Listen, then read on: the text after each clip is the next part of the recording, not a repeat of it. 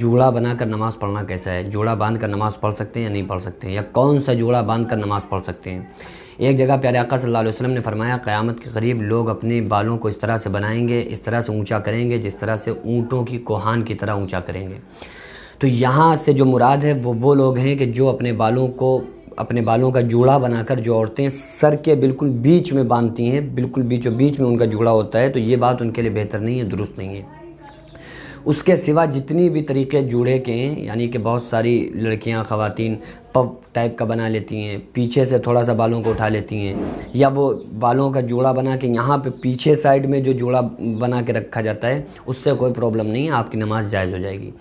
بس خیال اس بات کا رکھنا ہے کہ جو ہم جوڑا بنا رہے ہیں، بالوں کو جو باندھ رہے ہیں، تو بالکل سر کے اوپر بیچ حصے میں بیچ میں نہیں ہونا چاہیے، بالکل سر کے اوپر نہیں ہونا چاہیے،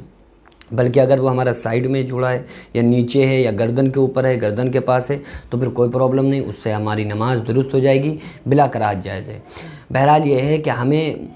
دنیاوی جتنی بھی چیزیں ہیں، زیب و زینت ہے، آرائش ہے، اسے لوگوں کے سامنے ظاہر کرنے سے پرہیز کرنا چاہیے، کیونکہ جتنا بھی بناؤ سنگار ہے وہ اپنے شوہر کے لیے ہے۔ بعض عورتوں کی عادت یہ ہوتی ہے کہ وہ کہیں جائیں گی، فنکشن میں جائیں گی، کہیں شادی بیاہ میں جائیں گی، تو پھر بہت ہی زیادہ اپنے آپ کو سنوارتی ہیں،